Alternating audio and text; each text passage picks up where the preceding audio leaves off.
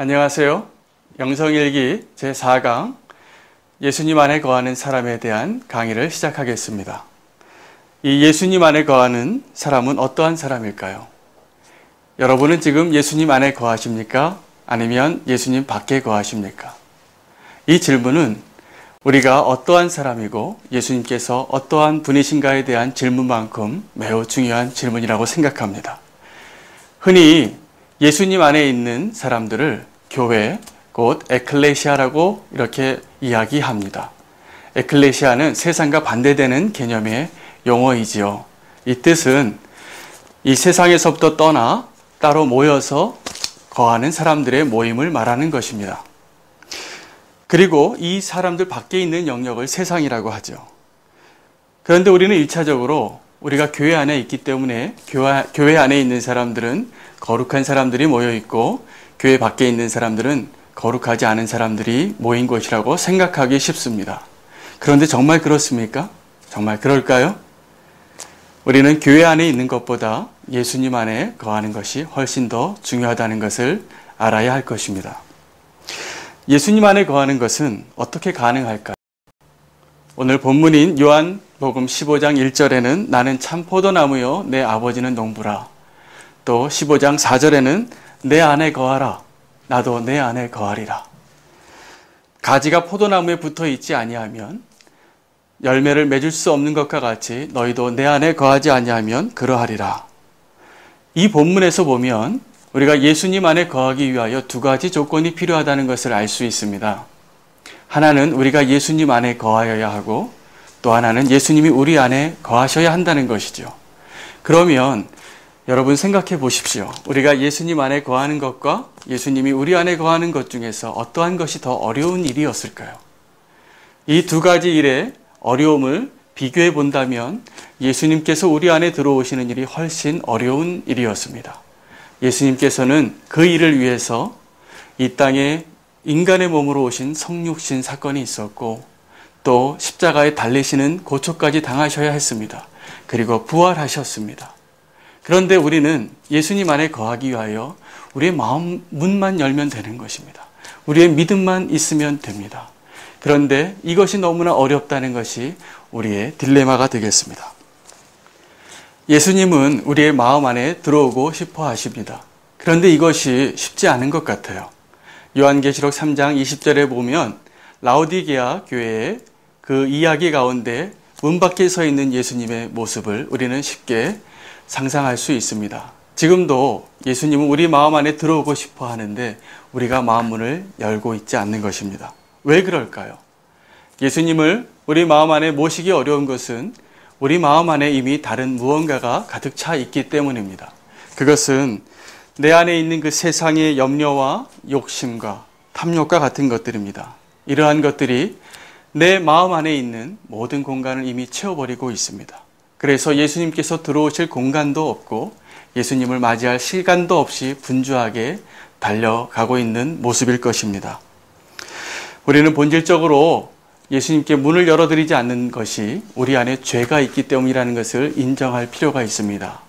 그래서 또 어떤 분들은 이렇게 이야기합니다.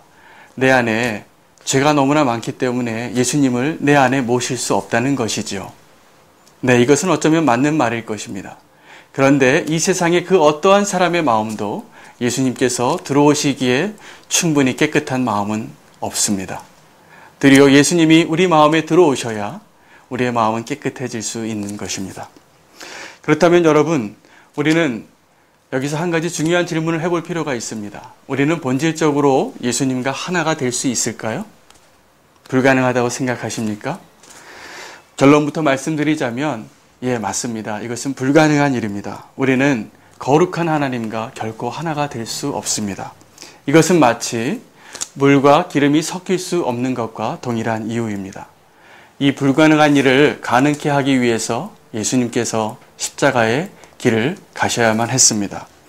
십자가는 인간과 하나님을 하나 되게 하는 놀라운 비밀의 사건입니다. 두 개의 물건이 있을 때 이 두 개의 물건을 붙이는 것을 우리가 접착제라고 하죠. 이 접착제는 아무리 성능이 좋아도 사실은 이 두 물질의 성질이 비슷하거나 같지 않으면 그 효능을 발휘할 수 없습니다.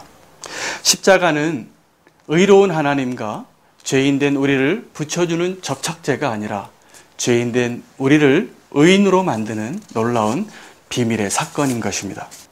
이제 우리는 이 십자가의 놀라운 비밀을 누리고 사는 것을 실천해야 합니다. 이것이 바로 우리가 예수님 안에 거하는 삶의 실제가 되는 것입니다.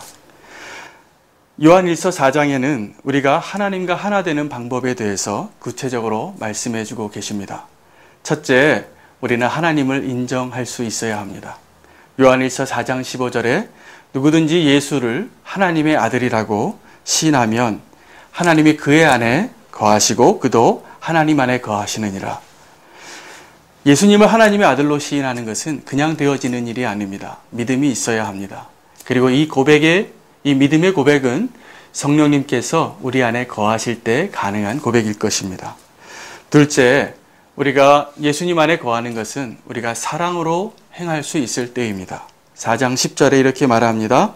사랑은 여기 있으니 우리가 하나님을 사랑한 것이 아니요 하나님이 우리를 사랑하사 우리 죄를 속하기 위하여 화목제물로 자기 아들을 우리에게 보내셨느니라.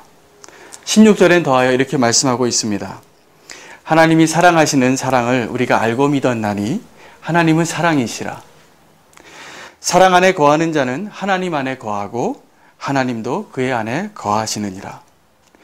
그러므로 우리가 그 하나님을 알고 사랑을 실천할 수 있다면, 그리고 그 사랑으로 우리가 누리며 살 수 있다면 바로 그것이 우리가 주님과 동행하는 증거가 되는 것입니다.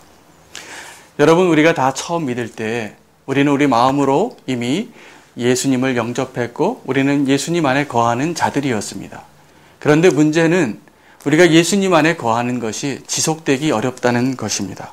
그리고 그것이 우리의 도전일 것입니다. 왜 이렇게 어려울까요? 그것은 바로 우리의 본성이 너무나 독립적이기 때문에 그렇습니다. 너무나 우리는 주님을 떠나고 싶어 합니다. 예수님 안에 거하는 것보다 예수님 밖에 거하는 것을 더 원하는 존재들입니다. 그래서 많은 분들이 세상으로 나가고 도리어 죄의 노예가 되기도 합니다. 오늘 본문의 말씀에 의하면 우리는 가지이고 예수님은 포도나무입니다. 그리고 하늘에 계신 아버지가 농부이십니다. 가지는 포도나무에 붙어 있어야 생명을 존속할 수 있습니다. 이것이 우리가 예수님 안에 거해야 할 사실은 가장 첫 번째 이유이죠. 꽃병에 있는 꽃은 아무리 아름다워도 며칠이 지나면 시들고 말 것입니다. 왜냐하면 가지에 붙어 있지 않았기 때문에 그렇습니다. 우리가 살 수 있는 길은 그 가지에 계속 붙어 있는 것이어야 합니다. 또한 우리가 예수님 안에 거하는 것이 그렇게 중요한 이유, 두 번째 이유는 우리가 가지에 붙어 있어야지 열매를 맺을 수 있다는 것입니다. 여기서 또 우리의 문제가 하나 발생하는데요. 우리는 우리 스스로 열매를 맺으려 할 때가 너무나 많이 있습니다. 우리가 스스로 열매를 맺으려 하는 것은 사실은 이 나무에서 떠나고 싶다라는 선언과 마찬가지입니다. 그래서 가지를 떠납니다. 그러한 가지들을 모아서 불사르는 분이 계시는데 그분이 아버지이십니다. 우리의 미래는 우리의 수고나 또 우리의 노력에 달려 있지 않고 우리가 예수님 안에 거하고 있는가에 달려 있을 것입니다. 더 나아가서 열매 맺는 것은 우리의 생존이나 나의 열매를 맺기 위해서 중요한 것이 아니라 나를 창조하신 그리고 나를 이 땅에 만드신 그 하나님의 목적을 위해서 필요한 열매들인 것입니다. 우리가 이 세상에 존재하는 이유는 하나님의 열매를 맺기 위해서입니다. 그런데 그 모든 열매는 죽음을 경험하는 씨앗이 있어야지만 맺어질 수 있다는 것이 자연의 법칙입니다. 그러므로 모든 그리스도인은 십자가 없이는 열매를 맺을 수 없을 것입니다. 그것이 나는 죽고 예수로 사는 그리스도인들의 삶의 모습이 될 것입니다. 여러분은 지금 어떠한 열매를 맺고 계시나요? 아니면 여러분 어떠한 열매를 맺고 싶으신가요? 여러분이 예수 그리스도 안에 거한다면 여러분은 하나님이 정말 기뻐하시는 가장 아름다운 열매를 맺을 수 있는 특권을 누리게 되실 것입니다. 여러분, 영성일기는 여러분이 예수님 안에 거하는 사람이 되기 위하여 너무나 좋은 훈련의 장이 될 것입니다. 영성일기를 쓸 때마다 내 마음 안에 예수님을 모시는 일을 실천하는 것입니다. 그리고 영성일기를 씀으로 인하여 또 예수님께 나아가고 예수님이 내 안에 오시도록 초청하는 일이 될 것입니다. 예수님은 우리 안에 들어와서 함께 거하시고 그 사랑과 은혜로 우리를 인도하기를 원하십니다. 영성일기가 예수님 안에 거하는 이를 실천하는 일 가운데 사용되어지는 놀라운 기회가 되리라 믿습니다.